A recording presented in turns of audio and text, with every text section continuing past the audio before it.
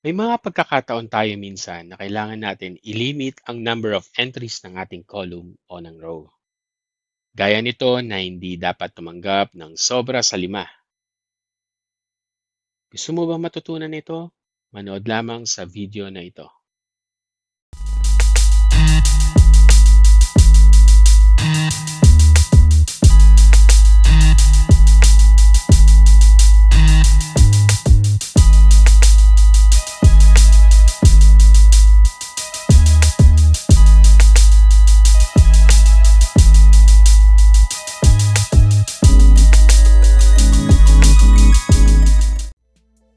Isa sa mga tanong na pwede natin ma-encounter sa Excel ay kung maaari ba na ilimit ang number of entries natin sa isang column o sa row.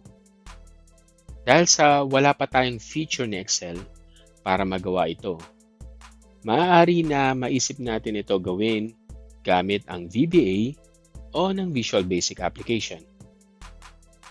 Kung ikaw ay hindi pa nakakapag-program sa VBA, marahil ay isa din ito sa magiging malaking palaisipan sa iyo kung paano nga ba ma-execute ito. Kung ang iyong Microsoft Office ay 365, maaari mong magawa ito nang hindi gumagamit ng VBA. Tara, simulan na natin. Ang una nating gagawin ay i-identify ang magiging value natin sa column o ng row. Kaya gagawa tayo ng reference list. Gawin natin pinakasimple. Ilagay lang natin ang 1 to 5.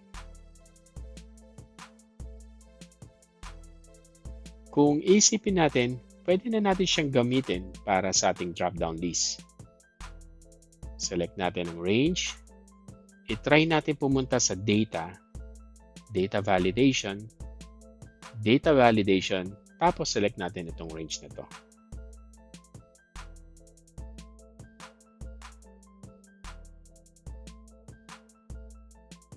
Dito, makikita na pwede na tayo maglagay ng data natin. Pero mapapansin nyo na hindi pa din nalilimit ang dami ng ating entries. So, para magawa ito, gagamit tayo ng combination ng if, count A, at ng filter functions. Simulan natin na ilagay ang if function. Tapos, i-type natin yung count A. Select natin ang range. Tapos, lagyan natin ng condition na hindi lalagpas sa 5.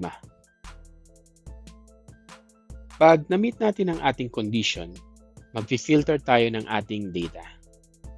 Kaya gagamit naman tayo ng filter function. Select natin ang ating original range.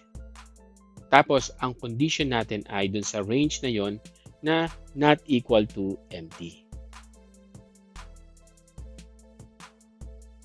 Tapos, empty lang.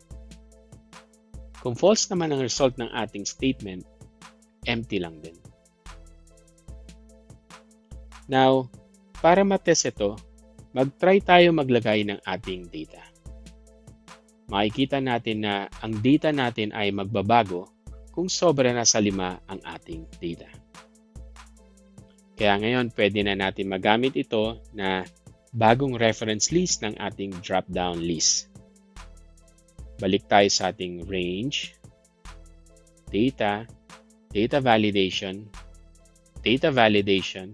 tapos select natin ang pinakaunang cell. So, para mag-spill ito, lagyan natin ng hash or pound sign sa uli. Tapos, check natin. Ngayon, subukan natin kung ano magiging result nito. Mukhang gumagana na ang ating solution. Ngunit, itry natin mag-select ng blank dito sa ating drop-down list. Ngayon, meron tayong konting problem sapagkat ang ating blank cell ay nakakapture ng ating count A function. Tandaan na ang empty at blank cell ay may konting pagkakaiba. So, para matest natin ito, lagyan natin ng isBlank ang ating data.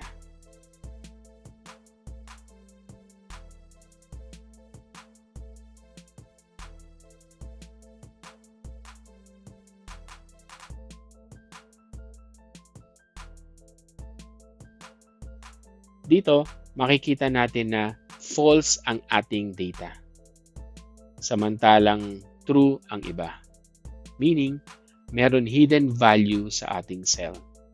Ito ay ang blank cell na pinili natin kanina. Kaya babaguhin natin ng konti ang ating formula. Gagamit tayo ng count if. Count if, select natin ang range,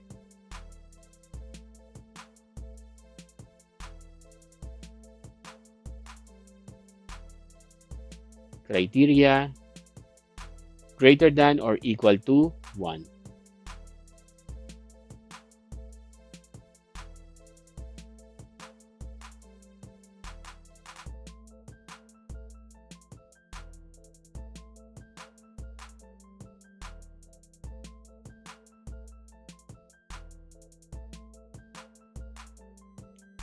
Now, itest natin ulit.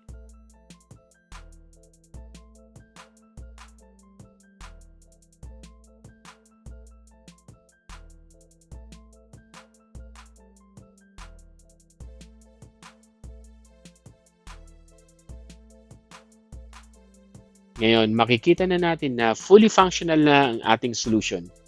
Nagustuhan mo ba itong video na to? I-like, share, at mag-comment lamang. Kung hindi ka pa nakapag-subscribe, i-click lang ang subscribe button at bell notification. Salamat at kita-kits sa ating susunod na Excel tutorial.